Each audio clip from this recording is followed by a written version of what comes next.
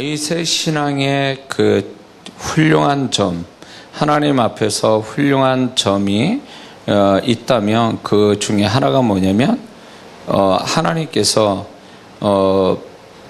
다윗이 하나님 앞에 질문하는 거예요. 이 부분 말고도 다른 데 계속 사무엘 상하를 보면 다윗은 계속 하나님께 중요한 문제에 대해서 질문하고 있어요. 근데 그 질문에 대해서 하나님이 다 답을 주고 계세요. 이 다윗이 하나님 앞에 자기가 스스로 독단적으로 할 수도 있는 뻔히 그게 어떻게 돼야 되는지를 아는 사람인데도 불구하고 하나님께 질문을 해서 하나님이 답을 주신 대로 순종하는 모습 보여요.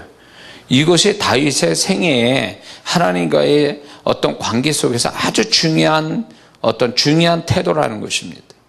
이게 다윗이 하나님 앞에 질문을 함으로 인해서 하나님의 주권을 인정하고 하나님의 또 뜻을 알게 되고 그런 가운데 순종하고 이런 것들이 한 사람이 하나님과의 관계를 맺는데 굉장한 중요한 어떤 모범적인 어떤 사례라고 볼 수가 있습니다.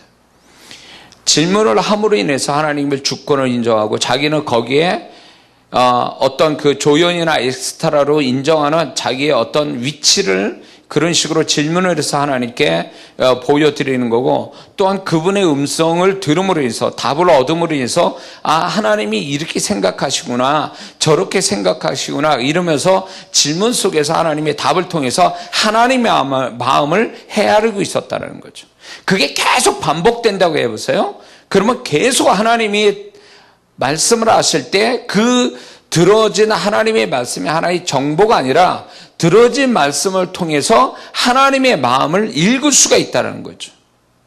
그리고 그 다윗이 하나님께 순종함으로 인해서 하나님의 뜻을 이루고 또 하나님이 그 순종을 통해서 다윗을 존귀하게 여기시는 이것이 하나님과 다윗의 신앙에 서로 충분 조건으로 서로의 만족을 주는 서로의 기쁨이 되는 신앙의 모습이라는 것입니다.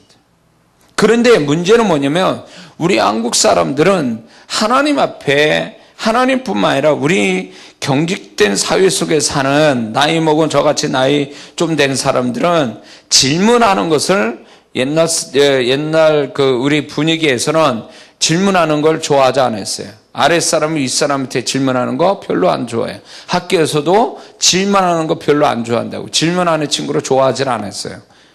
왜냐하면 질문하는 자체가 그게 윗사람을 귀찮게 하는 거고, 질문하는 그 자체가 그러니까 질문하는 게 귀찮게 만들고 또 그 질문함으로 인해서 주변의 사람한테 또 그러니까 핀잔을 듣기도 하고 그런 어떤 분위기 때문에 질문을 잘 안 하는 그것이 미덕인 것처럼 생각한 거죠. 그러니까 각자의 이럴 거야 저럴 거야 라는 자기 생각에 이제 결정을 하고 그렇게 하다가 또 실수하고 이런 경우가 있었죠.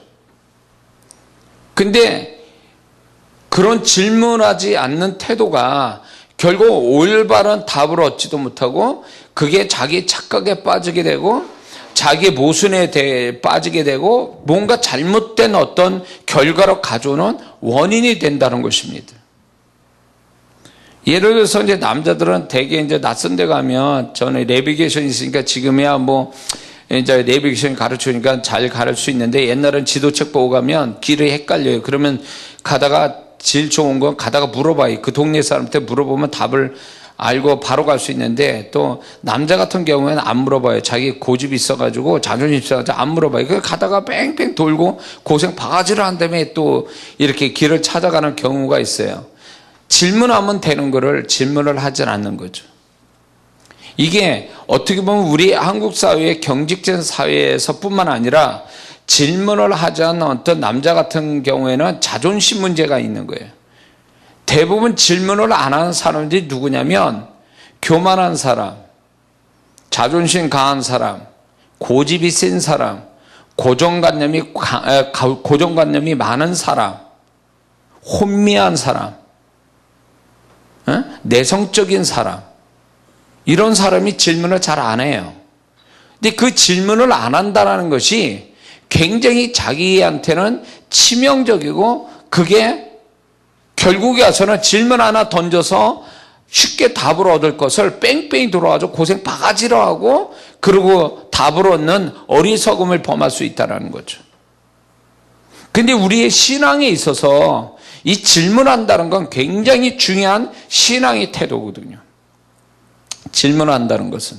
그리고 실제로 하나님은 하나님의 사람들한테 항상 질문을 던졌단 말이죠. 그런 가운데서 뭔가 하나님의 사람들을 깨달음을 얻게 되고 하나님 뜻을 알게 되고 그래서 어떻게 방향을 잡아야 될지를 알게 되고 순종을 어떻게 될지를 알게 됐다는 거죠. 하나님이 질문을 하기도 하지만 또 하나님의 사람은 계속 다윗처럼 질문을 통해서 자기 신앙을 만들어가고 있었던 거죠. 근데 이제 가끔가다 이런 경우가 있어. 어떤 사람이 환상을 봤는데 기도 중에 하나님의 음성을 들었는데 그게 뭔지를 몰라가지고 저한테 와서 저한테 질문하는 사람들이 있어요. 본인이 모르면 그 즉시로 주님께 물어봐서 주님께 답을 얻어야 되는데 그렇게 안 한다라는 거죠. 그러다 보니까 엉뚱한 답을 얻고 엉뚱한 어떤 태도를 보이는 걸 통해서 그게 이제 사단이 틈을 타는 게 되고 그래서 하나님의 의도와 다르게 생각하고 행동하는 경우가 있다라는 거죠. 이 질문하지 않는 것, 질문을 하는 게 부끄러운 게 아니라 질문을 안 하고 스스로 뭔가 엉뚱한 답을 갖고 있는 게 부끄러운 거예요. 사실은 질문하는 게 부끄러운 게 아니라 모르는 걸 아는 채 하는 것이 부끄러운 거죠.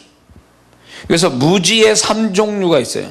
무지의 3가지가 있는데 그게 뭐냐? 첫째, 질문을 하지 않는 것. 질문을 할 줄은 모르는 것. 두 번째는 질문해도 엉뚱한 질문하는 것. 세 번째는 질문을 해서 답을 줘도 모르거나 이해하지 못하는 것. 이게 3가지 무지예요. 질문을 하지 않는다는 것이 굉장히 이것은 어떤 살아가는 데도 마찬가지고 신앙에 있어서는 아주 이 질문을 하나님께 뭔가 한다는 것은 굉장히 중요한 태도인데도 불구하고 아예 질문을 하지 않고 살아요. 어리석은 사람은 질문을 하지 않습니다. 왜냐하면 자기 스스로가 뭔가 답을 갖고 있을 것처럼 생각하고 자기가 뭔가 답을 만들 것처럼 생각해요. 그러나 질문하지 않고 스스로 지혜 있는 척 해가지고 자기 생각에 의해서 자기 답을 만드는 이런 사람들이 사실은 세상에도 많고 신앙에도 많아요. 이것이 이렇게 하다가 이제 극단적으로 하면 이단 교주가 되는 거죠. 이렇게 하나님께 질문하지도 않고 자기 스스로 체계화 시켜가지고 그 사람들을 미혹해서 하나의 종교로 만드는 거죠. 무섭습니다. 질문에 관해서 그리스도인의 문제가 있는데 그건 뭐냐면 아까도 얘기했지만 반복했지만 질문을 하지 않아요. 하나님 앞에. 하나님은 계속 얘가 뭔가 생각을 해서 질문을 하게끔 유도하고 계시는데도 질문은 안 해요. 하나님께 묻질 않아요. 그 답을 얻기 위해서 정답을 가지신 하나님께 좀 질문을 던져야 되는데 질문하지 않고 이럴 거야 저럴 거야 이런 어떤 자기 생각에 취해서 하나님이 질문을 하면 답을 주려고 하는데 질문을 하지 않아서 답을 줄 수도 없고 질문을 하지 않고 자기 생각대로 답을 만들어서 하나님 의도와 엉뚱한 방향으로 가는 그리스도인이 많다는 거죠. 그리고 이제 이런 경우가 있어요. 많은 그리스도인들이 질문을 하나님께 해서 뭔가 답을 얻어야 그런 과정을 통해서 하나님이 답을 얻게 하려고 하는데 아예 하나님이 다 알아서 해 주시겠지 뭐. 그러니까 아예 궁금한 것도 없고 질문 사항이 없는 거예요. 그러니까 하나님이 다 알아서 할 거야. 그러니까 자기는 생각이 없이 사는 거죠. 자기는 생각 없이 사는 거예요. 하나님을 신뢰하는 것도 아니에요. 그거는 하나님을 신뢰하는 게 아니라 뭔지 모르게 생각하고 살아야 될 그리스도인이 생각을 안 하고 사는 안 하고 하나님께 다 맡긴다고 해놓고 하다 보니까 이게 머리가 텅텅 비는 거죠. 그리스도인은 세상 사람보다 더 신중하게 깊게 생각하고 살아야 될 사람들인데 생각 없이 사니까 하나님의 의도와 다르게 살 수밖에 없는 거예요. 그래서 마귀가 좋아하는 그리스도인이 누구냐? 생각 없는 그리스도인이에요. 생각이 없어. 뭘 어떻게 생각해야 되는데 궁금한 것도 있고 생각을 깊게 해서 뭔가 생각을 해야 되는데 아예 생각을 안 하고 사는 그리스도인을 굉장히 좋아한다는 거죠. 그런 그리스도인은 마귀한테 넘어가기가 너무 쉽다라는 거죠. 그래서 자꾸 마귀는 이렇게 생각 없게 만들어요. 그리스도인을 또 생각 없이 살게끔. 그게 잘 사는 것 같고 그게 아주 자유롭고 그게 무슨 단순하게 사는 것 같지만 그게 잘 사는 것도 아니고 정말 하나님 바라는 모습도 아니에요. 하나님은 고민하게 해서 그 사람이 고민거리에서 고민하는 가운데 그 깊은 고민 속에서 답을 주시는 것들이 있는데 생각을 안 하니까 답도 없는 거예요. 생각하며 고민하고 그런 시간들이 쭉 있다가 어떤 답을 하나님이 그 끝에서 주시려고 하는데 아예 그렇게 안 하니까 답도 없는 거죠. 그러니까 이렇게 생각 없는 그리스도인이 문제가 뭐냐면 신앙이 얕아요. 아주 얕은 신앙인데다가 가벼운 신앙이에요. 거기에다 하나님에 대해서 잘못 생각할 확률이 굉장히 높아요. 하나님이 우리를 축복하실 때요, 이런 거 있어요. 생각을 깊게 해주는 거, 그거 하나님이 우리한테 주신 축복 중에 하나예요. 생각을 깊게 하는 거. 묵상한다. 묵상한다라는 단어가 나오죠. 이 묵상한다라는 것, 여호와의 율법을 밤낮으로 묵상한다. 복 있는 자는, 이 묵상한다라는 단어는요, 깊이 생각하고 고민하는 걸 얘기하는 거예요. 그런 속에서 답을 얻어가는 게 그리스도인의 정상적인 어떤 그 신앙의 태도인데, 오늘날 교회 안에 생각 없이 신앙생활 하는 사람이 한둘이 아니라는 거죠. 하나님 앞에 마땅히 고민하고 생각해야 될 걸 안 하고 그냥 자기 생각에 이럴 거야라고 딱 자기가 스스로 답을 만들어내는 거죠. 그러다 보니까 목사인 제 눈으로 볼 때는 다 이상하게 돼버린 거예요. 신앙이 이상하게 됐어요. 하나님의 의도와 다르게 신앙생활하고 하나님이 바라지도 않는 걸 거기에 매달려 있는 것들이 보이는 거예요. 왜 그럴까요? 이게 생각을 안 해요. 세상에 뭡니까? 제가 이제 TV에서 볼 때에 음식을 만들어서 파는 푸드트럭이나 어떤 가게를 내가지고 2,000원, 3,000원짜리 그 음식을 파는데도요, 그 사람들이 얼마나 정성을 다하고 얼마나 음식 재료부터 음식 만드는 과정을 얼마나 과학적으로 치밀하게 만드는지 알 수가 없어요. 그 몇천 원짜리 하나 팔자고 시행착오를 겪고, 그래서 어떤 사람은 어떤 음식 하나 만드는데 그거를 몇백 번 먹었다 그래요. 토할 정도로 먹고 그렇게 많이 손해보고 음식 잘못 만들어 버린 돈만 해도 꽤 된다고. 그게 몇천 원짜리 만들자고 그렇게 하는 거거든요. 그러면 세상에 몇천 원 돈 벌자고 고민하고 손해보고 이런 속에서 뭔가 몇천 원짜리 사람들 파는 음식 장사가 있는데, 우리가 우리의 영혼의 갈 길과 하나님을 알아가는 데 있어서 아무 생각 없이 신앙생활한다? 이것만큼 위험한 게 어디 있어요? 호떡 장사하는 사람도요, 1,000원, 2,000원짜리 팔려고 그 속에다 뭘 넣어야 되는지를 고민하고 밀가루 반죽을 어떻게 해야 되는지 배율을 알고 말해. 이런 식으로 해서 1,000원짜리 하나 파는데, 예수 믿는 사람이 아무 생각 없이 신앙생활하니까 결국 생각이 얕고 하나님과 다른 방향으로 생각하고, 그러다 보니까 그 인생에 가는 길이 하나님이 보증할 수 없는 인생의 길을 가더라, 그거죠. 문제가 많은 거예요. 많은 사람들이 이렇게 사니까 하나님은 그거 질문 하나만 하면 내가 답을 줄 텐데 너는 왜 그걸 질문하지 않지? 2002년도, 2001년 내지 2002년도에 주님께서 내가 목회를 그렇게 열심히 살아도 그렇게 해도 안 되고 자꾸 코너에 몰리니까 과연 내가 뭐가 문제냐 그래서 방법도 찾고 저렇게도 해봤는데 이게 도대체 답이 안 나는 거야. 그러니까 이제 결국에 가서는 내가 하나님께 물었어요. 하나님, 내 인생이 왜 이 지경이 됐습니까? 라고 물으니까 그때 그분이 가르쳐 준 거예요. 네 인생이 두 가지가 결정타다. 문제가 있었다.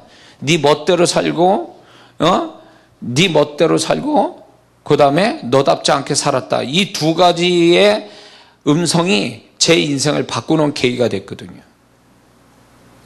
그분이 대기하고 있었던 거예요. 내가 질문할 때 답을 주시려고. 근데 나는 질문하지도 않고 나 혼자 이 방법 저 방법 쓰다가 그렇게 온 거죠. 그 이전에도 보면 그분이 그럼 왜 일찍이 말씀 안 하셨습니까? 그러니까 얘기했다는 거예요. 그런데 네가 못 알아들었다는 거예요. 그걸 가볍게 들었다는 거지.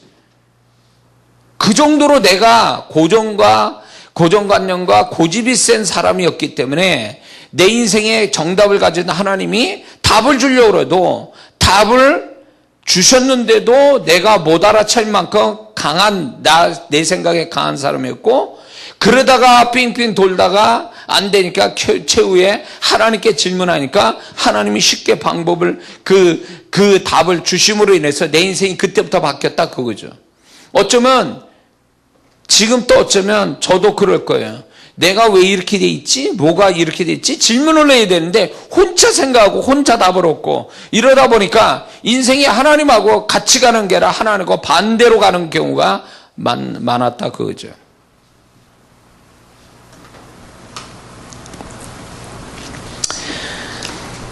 그래서 하나님 앞에 이 무지한 사람이 누구냐? 결국 하나님께 답을 얻지 않고 지 멋대로 자기 생각대로 답을 만들어간 사람이 진짜 무지한 사람이고 어리석은 사람이라는 거죠. 질문의 유익은요, 질문하는 자가 지혜자가 되는 거예요. 질문을 할 때 지혜를 얻게 돼 있거든요. 질문을 안 하면 지혜를 얻지 못해요. 그래서 그리스 시대 때 철학자들이 그 철학에 심오한 어떤 스스로 답을 낸 것은 끊임없이 자기 스스로 질문을 던져서 그 질문에 고민에 빠져서 묵상하다가 결국 답을 스스로 만들어내는, 그래서 철학자가 깊은 철학적인 의미를 어떤 답을 얻는데 제일 좋은 방법은 질문을 던지는 거라 그랬어요. 그러니까 질문을 하지 않으면 어리석은 사람 되는 거죠. 질문을 할 때만이 지혜가 되는 거죠. 질문하는 자가 성장을 합니다. 다윗이 어떻게 그 신앙이 하나님과 합한 자가 됐을까요? 끊임없이 하나님께 질문을 던진 거예요. 그 질문을 던진 것이 습관화되고 그 질문을 하나님께 던짐으로 답을 얻으니까 지혜를 얻게 되고 그걸로 인해서 자기 심령과 하나님과의 관계가 성장된 거예요. 이건 굉장히 중요한 문제예요. 근데 우리 한국교회 성도들은 질문을 안 한다는 거죠. 하나님이 처음에 이렇게 난해하게 답을 주실 때가 있어요. 처음에. 그러면 난해하게 답을 주실 때 그냥 그걸로 끝낼게요. 하나님, 그럼 이건 또 뭡니까? 자꾸 캐묻고 그렇게 해야 답을 얻는데 난해하게 주셔도 질문을 안 하는 거예요. 그러니까 그게 모르면지도 모르는 거죠. 그리고 자기 혼자 스스로 답을 얻어요. 한 예로 이런 게 있었어요. 어떤 사람은 사역하는데 제가 영안이 열렸어요. 딱 영안이 열렸는데 그 사람 주변이 이렇게 안개와 같이 그 사람 주변에 이렇게 갇혀져 있는 게 보였어요. 안개처럼 덮여져 있더라고요. 근데 보통 그게 성령의 임재가 있을 때 그런 형태인데 그 상황을 영안으로 딱 봤을 때 좀 이상했어요. 그게 임재 같지는 않았어요. 그래서 제가 이제 성령께 물었어요. 이게 뭐냐고.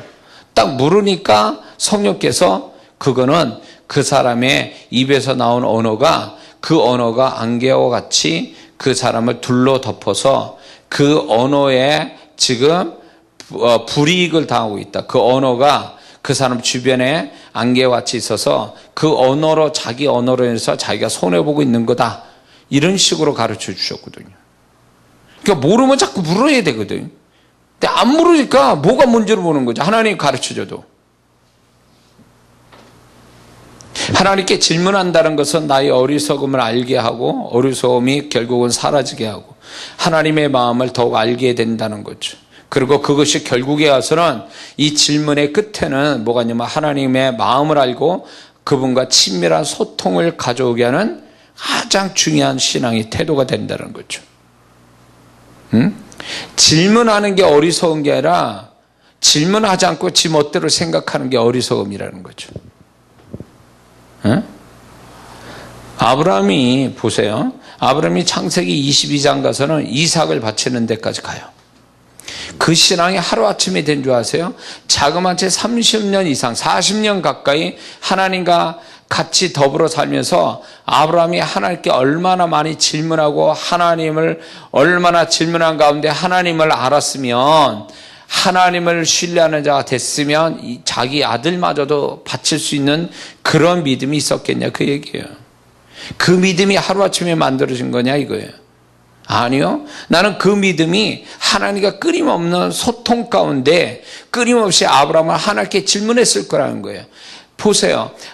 아브라함이 소돔과 고모라 성을 위해서 질문하잖아요. 하나님 그러면 50이면 의인 50이면 소돔과 고모라 성을 멸하지 않겠습니까? 그렇게 하겠다 그러니까 없으니까 45명은요, 40명은요, 30명은요, 20명은요, 10명 계속 질문을 하는 거죠. 그런 하나님의 어떤 질문에 있어서 하나님은 계속 귀찮아하지 않고 답을 주셨다는 거죠. 그걸 통해서 하나님의 마음을 아는 거죠. 자, 아브라함이 예를 들어서 우리가 아브라함의 입장이라고 생각해 보세요. 지금 하나님 소돔과 고모라 성을 의인 오시면 망하지 않겠습니까? 그래. 네가 찾아오면 내가 그렇게 할게. 45명이요. 40명, 30명, 20명, 10명이요. 그래. 그래도 내가 의인 10명만 있어도 내가 소돔과 고모라 성 멸망하지 않을게. 그럴 때에 아브라함이 뭘 느꼈을까요? 내가 아브라함이면 이렇게 됐을까요? 아, 하나님은 소돔과 고모라 성이 망하는 걸 원하지 않는구나. 응? 내가 원하는 10명까지도 하나님이 의인을 10명까지도 있으며 망하지 않게 하시는 하나님의 의도는 결국 내 기도의 응답보다도 이 소돔과 고모라 성의 그 생명들을 그래도 멸망시킨 것보다 구원하기로 원하시는 하나님 뜻이나 의인을 통해서 그러면서 내가 아브라함이면 또 이렇게 해석이 될 것 같아요. 아, 하나님이 의인이 죄인들보다 더 존귀한 사람이구나. 그 의인 10명이 소돔과 고모라 성이 그때 당시에 3,000명 정도 된다 그랬어요. 3,000명을 대신할 사람이 3,000명의 생명을 살릴 사람은 의인 10명이구나. 그래서 의인 하나가 300명씩 감당할 수 있는 존재값이 되는 사람. 이렇게 해석이 안 되겠어요? 질문을 하는 가운데 아브라함은 하나님의 마음을 읽은 거예요. 그래서 소돔과 고모라 성은 10명이 없어서 의인 10명이 없어서 망했는데 의인 10명이 없는 게 아니라 정확하게 얘기하면 의인 9명이 없어서 망한 거예요. 왜? 롯이 하나님은 의인이었다고 말씀하고 있거든요. 베드로 후서에. 그러면 의인은 소돔과 고모라 성에 한 명이에요. 한 명. 한 명이에요. 9명이 더 채워져야 되는데 그 9명이 안 보인 거죠. 결국 의인 10명이 없어서 결국 소돔과 고모라 성을 멸망시킬 수밖에 없는 하나님의 그 뜻 이런 것들이 아브라함은 질문하는 가운데 알게 된 거죠. 그러니까 아브라함은 질문하는 걸 겁 없이 막 하는 거죠. 하나님 앞에.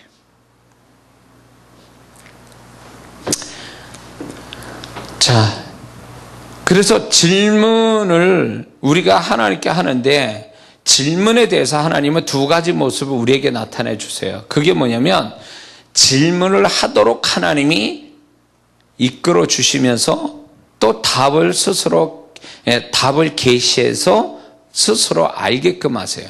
질문도 하게끔 만들고 유도하시고 또 답도 알게끔 유도를 하세요. 그러니까 이런 식으로 하나님이 이끄는 거예요. 배후에 이제 내가 왜 이렇게 할까? 하나님은 왜 이렇게 하시지? 라는 이 질문 자체도 자기가 만든 게 아니라 하나님이 네가 이런 질문했으면 좋겠다. 이런 질문 사항을 가졌으면 좋겠다라고 하나님이 배후에서 질문하도록 유도하는 거예요. 하나님 왜 이렇게 하시지? 내가 이렇게 할 때 왜 이렇게 하시지? 라고 자기 스스로가 질문을 갖는 것처럼 보이지만 배후에 하나님이 질문을 하게 만드시는 거예요. 그런데 질문을 하면 자기가 이제 질문을 이제 가지고 있잖아요. 질문 사항 갖고 있잖아요. 그런데 이제 그 질문을 내가 가지고 있기 때문에 시간이 지나 보면 나도 모르게 이런 거였구나라고 답을 얻게 돼요. 근데 자기가 똑똑해서 답을 얻는 게 아니라 하나님이 답을 알게끔 이끌어 가시는 거예요. 그래서 하나님이 그렇게 해야 하는 거예요. 지나고 보면 내가 내 머리에서 이 정도 질문과 이 정도 답을 얻기는 역부족인 사람인데 하나님이 나를 질문하도록 만드시고 답을 또 찾게끔 만드셨구나, 이걸 알게 되는 거죠. 그래서 제가 책을 지금 7권째 쓰지만 7권의 책에 그 책이 쓰게 된 동기는 결국 질문이었어요. 질문. 왜 이렇게 되지? 왜 이렇게 될까? 땅과 공간의 이 책도요, 땅과 공간이 왜 사람이 존재하고 무슨 관계일까? 땅과 공간을 하나님은 어떻게 생각하실까? 그 몇 구절이 나를 계속 고민하게 만든 거예요. 오래 들어와가지고 계속 하면서 그러면서 책을 쓰게 된 동기들 6권, 그 지난날의 6권 또 그 하나하나가 짤막한 질문이 계속 나를 생각하게 하고 그 질문에 답을 얻자고 성경을 보게 되고 그 질문에 답을 얻자고 관련된 책들을 보는 것이 결국 책을 쓰게 된 동기가 됐어요. 그 질문을 지나고 보면 결국 하나님이 질문을 하게끔 만들고 질문에 답을 주신 것 같은 거죠. 그러니까 하나님은 이렇게 우리를 이끌어 가세요. 그래서 뭔가 중요한 부분에 대해서 내가 질문사항을 갖는다는 건 어떻게 보면 내 머리에서 나온 게 아니라 하나님이 질문하게끔 만드신지도 모르는 거예요. 가만히 보면 내가 7권 책을 쓰면서도 내가 내 머리에서 이렇게 글을 쓸 수 있을까라는 생각이 들 정도예요.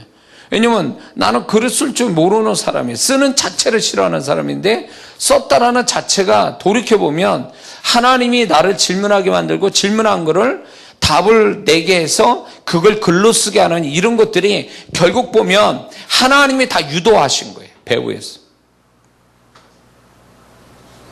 그래서 하나님은 끊임없이 우리를 중요 사항에 대해서 자꾸 질문하게 만들어요. 질문 사항을 갖게 만들어야 내가.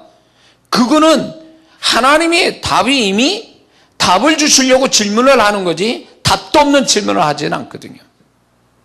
그래서 끊임없이 고민하고 그걸 가지고 이제 묵상하고 이런 것들이 그렇게 중요해요. 그 질문은 답을 찾으려고 성경 구절 보고 기도도 하고 다른 책도 보고 다른 사람 얘기 듣고 이런 가운데 이 질문의 답을 찾아가는 그런 하나님이 인도하심이 있거든요. 이게 지혜이거든요. 이게 또 자기 인생을 바꿔놓는 아주 중요한 계기가 돼요. 그래서 그 사람의 인생이 바뀌는 거 보면 인류의 위대한 발명을 하는 사람들이 그게 어디서부터 출발하면 질문에서 출발되는 거예요. 자기가 갑자기 질문 사항이 생기는 거예요. 이거 이렇게 하면 뭐가 될까? 이게 왜 이렇게 되지? 라고 스스로 질문 사항 가진 것이 결국 위대한 발명을 만들게 되거든요. 근데 그 질문을 갖고 있다라는 게, 질문 사항을 갖고 있다는 게 그게 굉장한 인생 바꿀 수도 있는, 뒤집어질 수도 있는 것이 될 수도 있다는 거예요. 그래서 뭔가 자기 자신의 긍정적이고 생산적이고 뭔가 하나님이 기뻐할 질문 사항을 갖고 있다는 건 그건 굉장한 복이에요. 질문이 없으면 답도 없는 거예요. 질문이 있으니까 답을 주시는 거거든요. 그리고 이런 경우가 있어요. 두 번째 하나님의 모습, 질문에 대한 두 번째 하나님의 모습은 질문을 하나님이 직접 하실 때가 있어요. 빌립처럼 요한복음 6장에 너 이 많은 사람을 우리가 뭘로 먹이겠냐? 그러니까 빌립한테 질문을 했단 말이에요. 근데 주님이 어떻게 하실 줄 알고 빌립에게 질문을 했어요. 주님이 어떻게 하실 줄 알면서도 인간에게 질문한 게 제자들에게 그것처럼 하나님이 직접 우리한테 질문할 때가 있어. 너 기도하다 보면 아니면 성경 읽다 보면 뭐가 아니면 그렇게 직접 음성으로 들리는 데도 있지만 어느 순간인가 하나님이 나한테 질문하는 것처럼 느낄 때가 있어요. 너 그러면 이럴 때 너 어떻게 할 것 같니? 네가 어떻게 해야 되는 거지? 뭘 해야 되는 거지? 이렇게 질문을 해요. 왜 질문하실까요? 직접. 그건 빌립처럼 나의 믿음의 태도를 보기 위함이에요. 우리 이삭이를 낳을 때 이제 임신해가지고 아주대병원에서 이렇게 의사가 이제 좋지 못한 얘기하고 그래서 마음이 힘들었는데 나올 때 주님의 음성이 저한테 질문을 던졌어요. 뭐냐면 네가 의사 말을 믿을래? 내 말을 믿을래? 이렇게 질문을 던졌어요. 그 질문을 잊지도 못해요. 그 음성이 잊혀지질 않아요, 저한테는.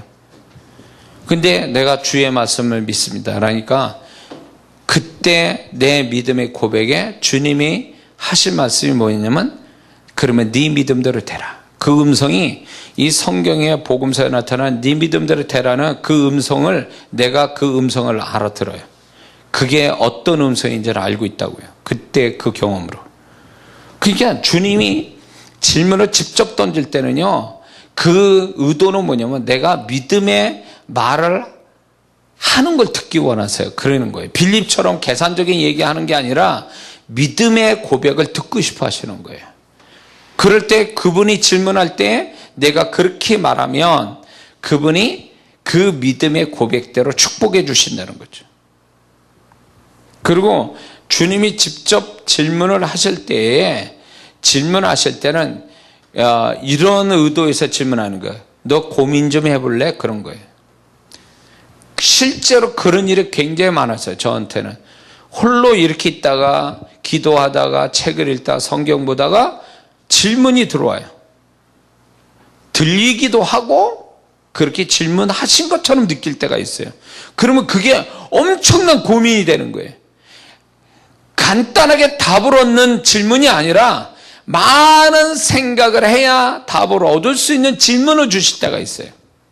그러면 그거를요 맨날이고 며칠이고 오랫동안 또 고민을 해요. 그거에 대해서 떠나질 않아요, 머릿속에서. 그러면 틈만 나면 그게 또 질문 사항이 떠오르고 그러면 그걸 이제 찾아보기 위해서 열심히 하다 보니까 내 인생의 가장 중요한 어떤 답을 찾게 되더라고요.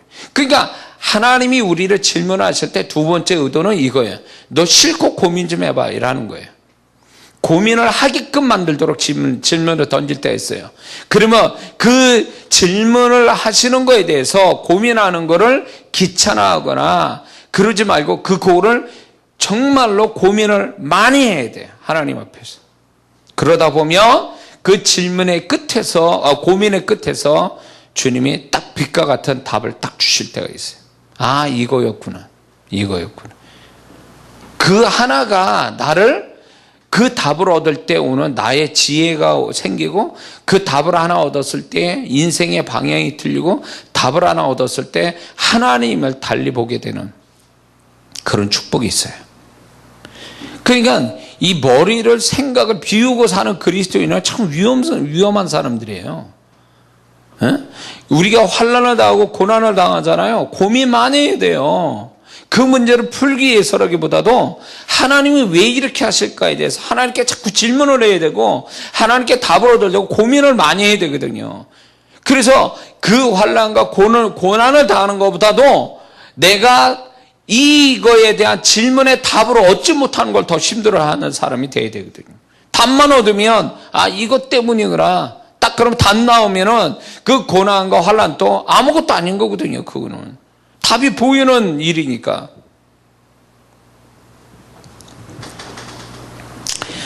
이런 게 있습니다. 또 세 번째는 하나님이 직접 질문할 때는요. 하나님이 질문을 해요. 근데 질문하는 순간에 번쩍하고 답이 와요. 이거는 뭐냐면, 이런 거는 어느 경우냐면 내가 계속 고민을 해요. 뭔가를 고민해. 고민할 때 주님께서 질문을 툭 던져요.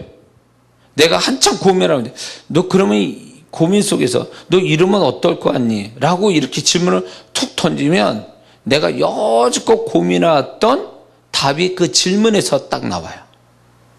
오, 그러게 이거였구나, 이거. 그러니까 주님의 질문 속에 이미 답이 포함되어 있는 거예요. 아주 기가 막힌 거예요. 예? 기가 막힌 거예요. 그러니까 주님이 내가 뭘 그 답을 어쩌면서 고민을 막 해요. 끝도 없이 고민해. 그럴 때 주님이 불쌍히 여겨서 야, 너 이러면 어떻겠니? 라고 질문을 툭 던졌는데 그 질문 속에 이미 답이 나온 거예요. 아, 그거였구나. 그분이 나한테 질문할 때 이미 답이 딱 나오는 거지. 이런 방법으로 하나님이 나를 질문을 하시는 경우가 있다라는 거예요.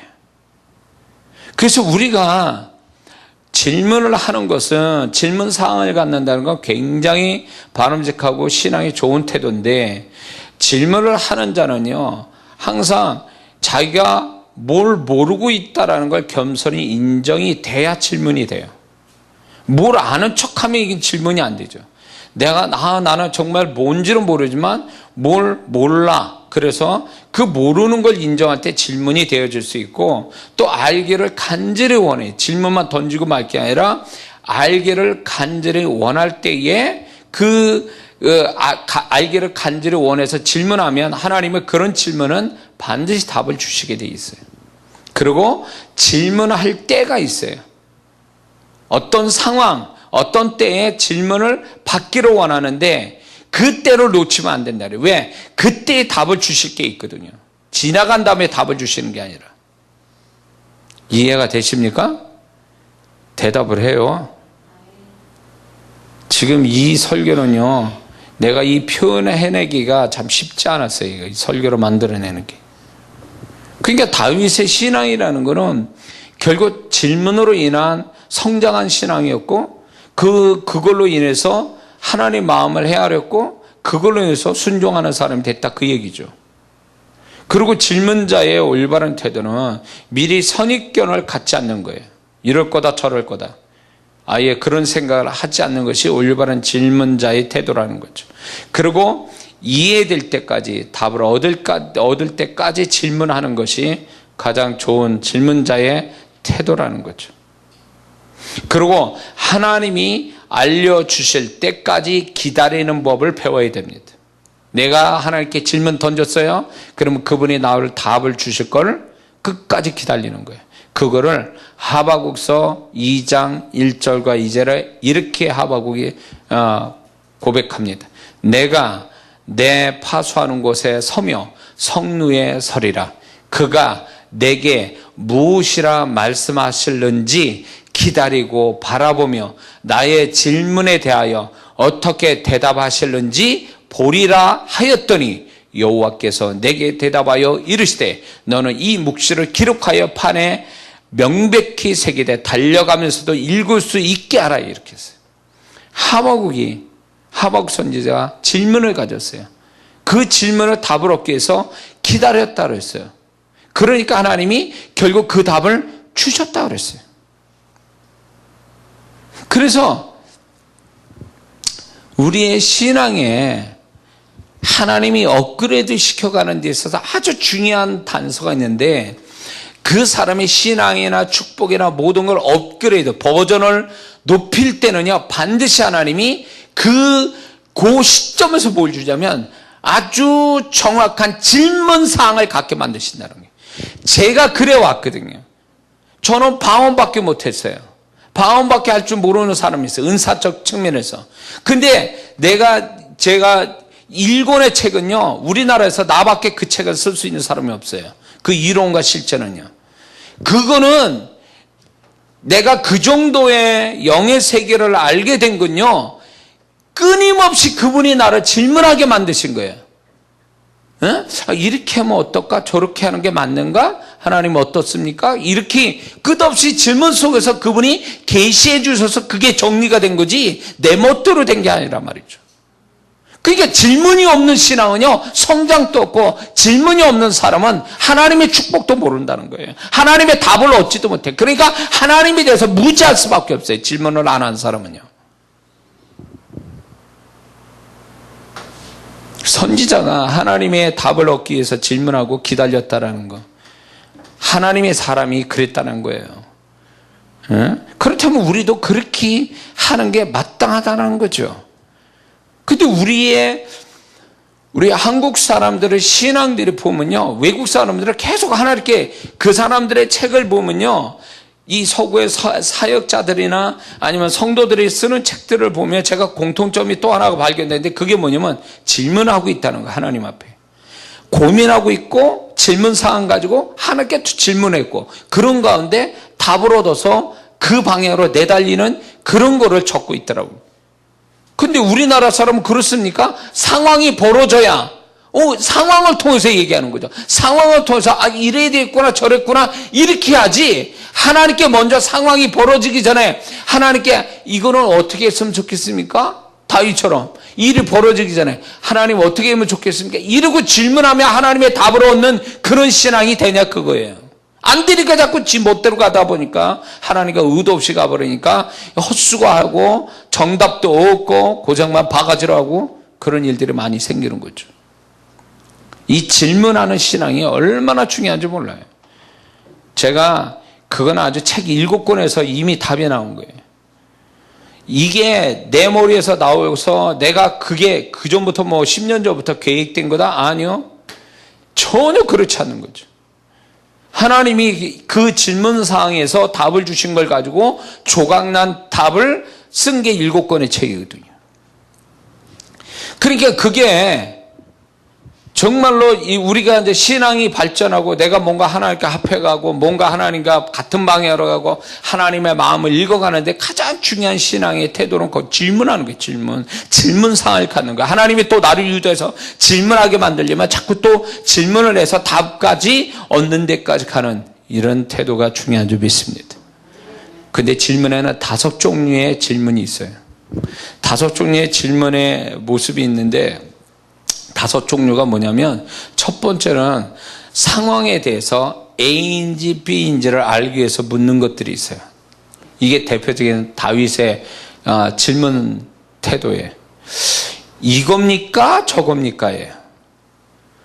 우리가 질문을 이렇게 하나님이 나를 질문하게 만들 때 아리까리한 A인지 B인지 모를 때 하나님은 그때 그런 상황에 놓일 때는요 하나님이 질문해라 그런 뜻이거든요. 근데 우리는 A냐 B냐를 볼 때에 상황으로 해석을 하려고 그래요, 자꾸. 지금 A 쪽으로 유리해지는데? 그러면 자기가 A 쪽으로 막 가는 거죠. B 쪽이 좋을 것 같은데 B 쪽으로 가버려요. 이러니까 이런 태도를 가지니까 항상 뒤에 와서 후회하는 일이 생기는 거예요. 하나님이 A, B로 만들 때는요, 야, 그거 나한테 좀 얘기해봐. 내가 답을 줄게. 이렇게 하는 거거든요. 그러니까 상황으로 답을 얻을 게 아니라 하나님께 직접 너 A야. 너 A가 너 질문을 했는데 내 정답은 A야. 그러면서 A를 가르쳐 주면서 뭘 안 좋아하세요? 그 A가 내가 맞다는 걸 내가 증명시키게 하고 증거를 주셔요. 이런 식으로 하면서 하나님과 이 소통하는 법을 배우는 거거든요. 근데 우리는 그런 식으로 합니까? A냐 B냐 할 때 볼 때 A가 유리할 것 같은데? 아니요, B가 상황으로 좋은 것 같은데? 이런 식으로 상황을 보고 판단하고 예측하니까 이게 잘못됐다 그 얘기예요. 응? 하나님께 물어야지. 일이 벌어지기 전에 뭔가 의문사항이 오고 질문, 뭔가 A냐 B냐 올 때에 그때 하나님께 물어야 할 타이밍인데 그때 안 묻고 나중에 와서 물을 때 이미 늦었다 그 얘기예요. 자기가 분명히 하나님은 B인데 자기는 A일 것 같아서 A를 가서 내달렸어. 그래가지고 가봤더니 아니더라 이거지. 그러면 이제 그 사람은 이렇게 얘기해. 하나님 왜 나를 A 여기 왔는데 왜 나를 이렇게 고생시킵니까? 왜 나는 이렇게 손해보지요? 라고 얘기해. 그러면 하나님 또 할 말이 있는 거야. 너 나한테 물었냐 그때? A인지 B인지? 안 묻고 네 몸대로 마음대로 간 거잖아. 그러면 이제 이런 경우가 있어요. 다시 원점으로 와서 다시 하든가, 아니면 두 번 게임이 없는 거지. 그러니까 두 번이 안 되는 거야. 너는 어쩔 수 없어. 나는 B였는데 내가 A로 갔으니까 나는 그래도 B로 가면은 내가 풍성한 은혜를 주려고 했는데 네가 네 식대로 판단을 해서 A로 갔으니까 풍성한 은혜는 못 받고 내가 족한 은혜는 주지. 겨우 죽지 않을 만큼만 내가 너한테 은혜를 주지. 이런 거예요. 그러니까 이게 있어요. 질문을 해야 될 타이밍이라는 게 있는데 A냐 B냐의 그 상황에 가서는 그때 물었어야 되는 거예요. 중요한 결정을 낼 때. 그래서 나도 내 인생을 돌이켜보면서 어리석었던 때가 뭐냐면 가장 중요한 순간에 내가 하나님께 묻지 않고 상황에 따라 내가 선택을 해버려서 결국 시간 낭비하고 돈 낭비하고 그리고 진짜 정말 두고두고 가슴 아리하는 그런 일들이 있었단 말이에요. 그렇게 안 했어야 되는데 근데 누가 그걸 가르쳐 줬냐고. 하나님께 묻는 신앙을 누가 가르쳐 줬냐고. 가르쳐 준 적이 없어요. 너는 그냥 상황이 유리한 대로 흘러가라. 이게 세상 사람이 하는 방법대로 가라는 거죠.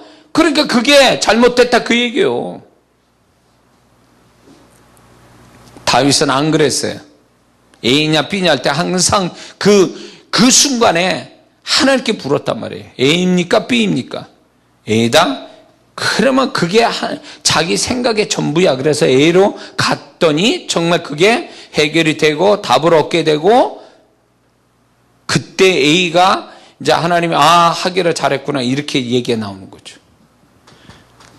두 번째 질문의 두 번째 종류는 뭐냐면 두 번째 종류는 자기 생각이 맞는지 안 맞는지에 대해서 묻는 거예요. 질문의 두 번째는요. 자기가 지금 이 생각하고 있는 게 맞는 건지 틀린 건지를 질문을 하는 경우가 있어요. 이거를 분명히 우리가 알아야 될 게 내가 헷갈리고 뭔가 스스로 정답이 내기를 어려운 그 상황으로 하나님이 어떻게 보면 이끌 때가 있어요. 그러면 그때 하나님 내가 지금 이렇게 생각하는 게 맞습니까? 라고 물어봐야 되는 거예요. 그때가.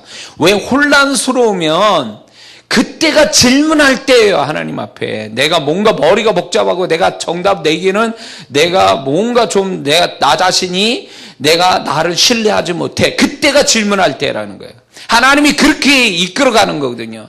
야, 너 질문해야 돼. 지금 머리가 이상하지? 네가 생각할 때도 너 자신 없지? 그럴 때 하나님께 묻는 거예요. 하나님 어떻게 했으면 좋겠습니까? 내가 지금 생각이 맞는 거예요 지금? 이렇게 저렇게 하는 게 맞는 겁니까? 라고 자꾸 뭔가 내가 스스로 결정 내리기 어려운 나의 생각이 맞는지 틀린지를 이런 거를 질문하는 게 있습니다. 놓치면 안 돼요. 세 번째는 이런 게 있어요. 이해할 수 없는 일에 대하여 묻는 것이에요. 이거는 질문하는 거예요. 이해할 수 없는 일에 대하여 질문하는 것이 있습니다. 예레미야 12장 1절을 보니까 예레미야가 이렇게 하나님께 질문해요. 여호와여 내가 주와 변론할 때는 주께서 의로우시니이다. 그러나 내가 주께 질문하옵나니 악한 자의 길이 형통하며 반역한 자가 다 평안한 것은 무슨 까닭입니까? 이렇게 질문했어요. 그러니까 선지자도 모르는 거예요. 왜 악한 자가 형통하고 악한 자가 왜 저렇게 모든 게 평안합니까? 라고 선지자도 모르는 거예요. 내가 판단을 내리기에 너무 저게 할 수 있으니까 이해할 수 없는 것에 대해서 선지자도 물었어요. 그러니까 우리의 삶에 이해할 수 없는 나 개인의 삶에서도 내가 도대체 이해 못하는 것들이 있어요. 그럴 때는 그게 바로 뭐냐면 너 그거 나한테 질문해야 돼. 그런 거예요. 질문해야 된다고 하나님 앞에. 그게 질문사항이 되는 거예요. 저 인간이 저 왜 이렇게 잘 되는 거야. 그러면서 기분 나쁘게 욕하고 막 그게 그렇게 하는 게 아니라 하나님의 입장에 서서 내가 하나님 뜻을 알아보기 위해서 하나님이 어떻게 생각하는지를 알아보기 위해서 하나님 내가 도대체 이거는 이해 못하겠어요. 그러니 이게 뭘 의미하는 겁니까 이게? 라고 해서 이해 못할 것에 대한 해석을 받는 거, 이게 아주 중요한 질문사항이라는 거예요. 할렐루야. 그래서 우리 삶에, 적어도 내 개인의 삶에 이해 못할 일, 오랫동안 내가 이렇게 저렇게 생각해도 이해 못할 것들이 있다면 그건 하나님이 가르쳐줄 정답이 있다라는 거예요. 그거를 그렇게 질문해야 되는 거예요. 에? 하나님, 나 지금 열심히 건강하게 살려고 밥 잘 먹고 운동 잘했어요. 근데 왜 내가 병 걸리죠? 왜 이렇게 불치병 걸려야 돼요? 내가 왜 이렇게 무서운 병 걸려야 돼요? 이해할 수 없어요. 그때 질문해야 돼요, 하나님 앞에. 그 답을 얻어야 돼요. 답을 얻을 때까지 기다려야 돼요. 하박국 선지자처럼. 이해할 수 없는 거잖아요. 하나님, 나 열심히 돈 벌고 살았어요. 근데 나 빈털터려요. 왜 그러죠? 이해할 수 없어요. 가르쳐 주세요. 답을 주세요. 이거예요. 우리 삶 속에 분명히 이해 못할 일들이 있는 거예요. 내가 아무리 하나님 잘 섬기고 사는데도 도대체 내가 뭘 잘못했는지 뭐가 문제인지 알 수 없어서, 이해할 수 없어서 질문해야 될 때가 있단 말이에요. 그거는 질문하라고 하나님이 나를 그렇게 이끌어갔다면 질문을 해야지. 이해 못할 환상을 하나님 주셨으면 하나님 이게 뭡니까 물어봐야지. 환상을 보여주는데 모르겠는데 하나님께 묻지도 않고, 그런 다음에 그거를 몰라가지고 나한테 와서 물어봐. 내가 하나님이야? 자기가 받아놓고 자기가 가서 얘기하지. 하나님 앞에 왜 나한테 와가지고 그래. 그때 왜 그 순간에 왜 질문을 안 했냐 이거예요. 질문했으면 어련히 안 가르쳐줄까 봐. 그러니까 이게 이해 못할 일들이 내게 있으면 하나님이 이게 뭡니까? 어떻게 되는 겁니까? 왜 내가 이렇게 돼야 됩니까? 라고 자꾸 질문을 하라고 지금 하나님이 유도하고 있는데 왜 질문을 안 하고 지 멋대로 생각해가지고 스스로 상처내는 사람이 되냐? 어리석은 자가 되냐? 이런 거죠. 그래서 저와 여러분들이 이해 못할 일이 벌어지면요, 질문해야 돼요. 이게 뭡니까? 잘 되면 잘 된 대로. 하나님, 이게 뭐예요? 나는 잘 하는 것도 없는데 왜 이렇게 잘 됩니까? 나는 열심히 했는데 또 안 돼. 그럼 하나님, 왜 나는 열심히 했는데 또 안 돼요? 이게 뭐 하는 거예요? 이게 뭐, 나는 이해 못 하겠어요. 가르쳐 주세요. 이렇게 나와야 하나님도, 야, 이건 이렇고 저건 저렇다. 이렇게 얘기해 주실 거 아니냐 말이죠. 이해가 되시죠? 네 번째는 이런 게 있어요. 네 번째 질문의 종류가 나 자신에 대한 스스로의 질문이에요. 나 자신에 대한 스스로의 질문. 이런 거예요. 나는 왜 이렇지? 나는 왜 이런 사람이지? 나는 뭐가 문제야? 이런 걸 자기 스스로가 질문할 때가 있어요. 그러면 그때 그런 자꾸 뭔가 나의 존재에 대해서 자꾸 질문이 생기면 그게 하나님이 뭔가 정답을 주려고 질문을 만들어 주신 거거든요. 나라는 인간은 왜 이러지? 그런 고민을 하죠. 여러분들도 그거 하고 계시죠? 안 한다면 정신 나간 사람이지. 적어도 그래요. 내 존재에 대해서 나는 왜 이러지? 나는 왜 이런 생각하지? 나는 왜 이 모양이지? 나는 어떻게 하면 좋은 거야? 라고 자꾸 자기에 대해서 질문을 갖는다는 건 좋은 거예요. 그런데 질문으로 끝내서는 안 된다는 거죠. 내가 질문을 가졌으면 하나님께 답을 얻으려고 해야지. 그래야 너라는 인간은 이런 거야, 저런 거야. 이렇게 답을 얻을 때, 내가 나를 아는 것 같아도 내가 나를 몰라요? 그러니까 하나님이 나를 가르쳐 주는 거예요, 나를. 그래서 자꾸 내 자신에 대해서 자꾸 질문을 만드시는 거예요. 그래야 나를 알아야 남을 알게 되고, 나를 알아야 내가 뭘 어떻게 해야 할지를 알 거 아니냐, 그 얘기예요. 응? 그렇지, 수민아? 남 하라는 대로만 따라가지 말고. 응? 하나님은 이게 있어요. 내가 아무리 모자라 부족해도 나라는 존재 자체를 귀하게 여기시고, 내 인생은 나라는 존재는 나 하나고 내 인생도 나 하나예요. 나 하나의 인생이에요. 그렇기 때문에 하나님이 귀하게 여겨서 나를 이끌어갈 때 나만의 독창성이 있는 거예요. 나만의 어떤 개성이 있는 거예요. 하나님 그걸 존중하시거든요. 그렇게 또 이끌어가기 원하거든요. 그런데 그러려면 내가 나의 개성과 나라는 독창성을 내가 가지고 있으려면 끊임없이 내가 누군지를 자꾸 질문을 해야 되는 거예요. 자꾸 다른 사람과 비교해서 나를 보는 게 아니라 나 스스로의 존재로서 하나님의 가치 있는 걸 발견해가는 거, 이거 아주 중요해. 그러려면 질문을 많이 해야 돼. 나 자신에 대한. 하나님 앞에. 나는 왜 인간이 이렇습니까? 나란 인간은? 그러면서 주님이 너란 인간은 이렇게 저렇게 해서 네가 이렇게 만들어진 거야. 네가 부모로부터 유전받은 것도 있지만 네가 환경에서 만들어진 너의 어떤 왜곡된 너 자신을 또 보고 있는 거야. 원래 네 모습은 그게 아니야. 이런 식으로 가르쳐주는 게 있지 않냐 말이에요. 그때 나를 배워가는 거지. 나에 대해서 내가 배워가는 거죠. 5번째는요. 이게 설교가요. 한 20분이면 딱 끝나는 설교예요, 사실은. 이게 참 중요하네요. 이 설교가 주님께서 자꾸 중요하게 여기시는 것 같아요. 제가 설교를 해보니까. 5번째는요, 아주 이런 것도 있어요. 한계가 없는 알지 못하는 것을 질문하는 것이 있습니다. 한계가 없는 알지 못하는 것을 묻는 것이 있다는 거예요. 한계도 없고 뭔가 정확하게 아는 것이 없는데도 그 부분에 자꾸 질문사항이 생기는 거예요. 예를 들면 이런 거예요.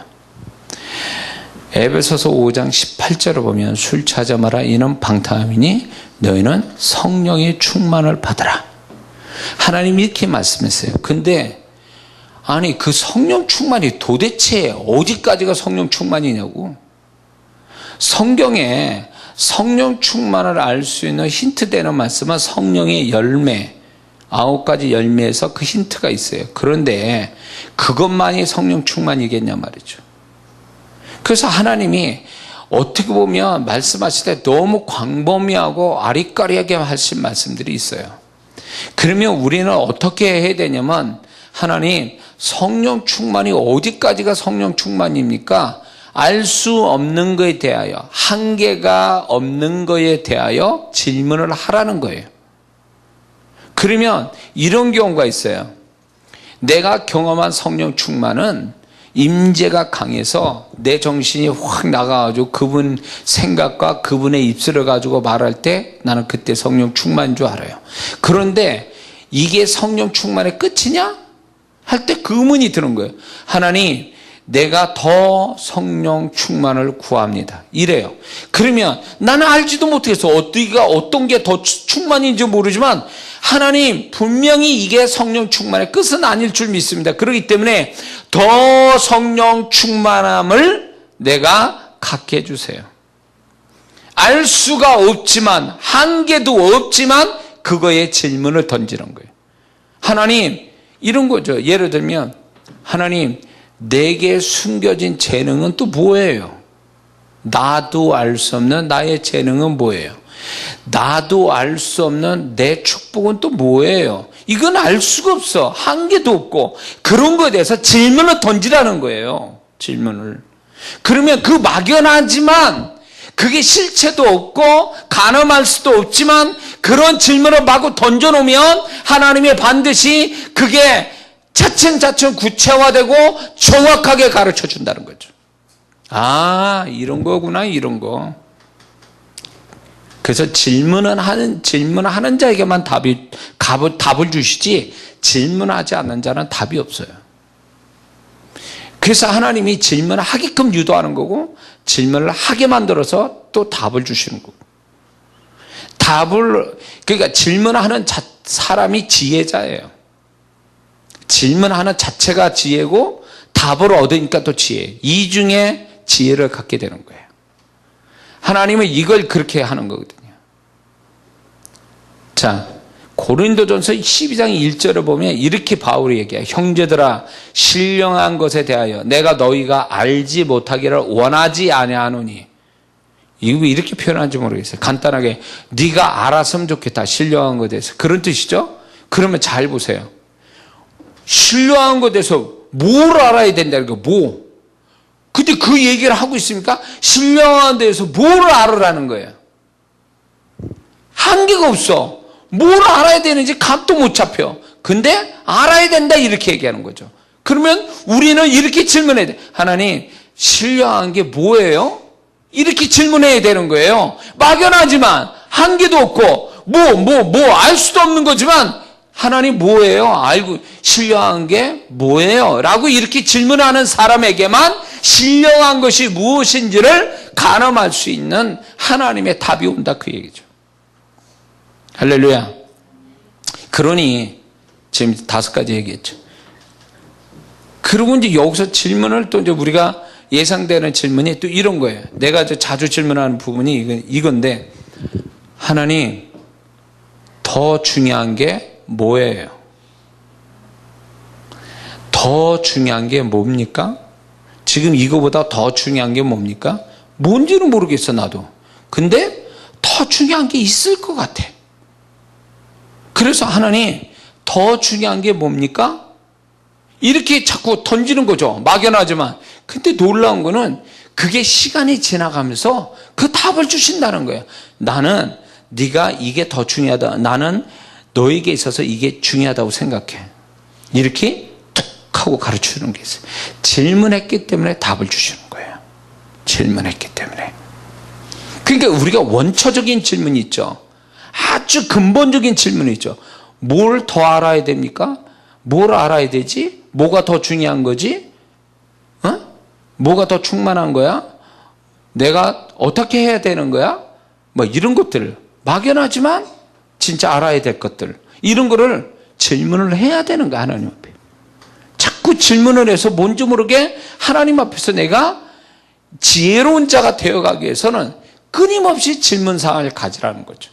그리고 그 답을 주실 하나님을 하박국 선지자처럼 기다리는 거예요. 성루에 올라가서 정말로 저 끄트머리에서 말을 타고 나에게 기별을 가져올 그 사람을 기다리듯이 하나님의 답을 가지고 나한테 오실 걸 기다리는 거예요.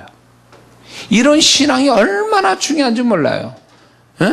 그 질문을 많이 한 자가 복을 받는 거예요. 답을 얻는 거예요. 그러다 보니까 그게 하나님과 같은 지혜를 갖게 되고 하나님의 마음을 읽는 자가 되고 하나님과 같은 방향으로 가는 사람이 될 수 있음을 우리가 깨달아야 될 줄 믿습니다. 그러므로 언제든지 그분 앞에서 질문을 많이 하는 지혜로운 사람 되기를 주의 이름으로 축원합니다. 오늘 이 시간 기도합니다.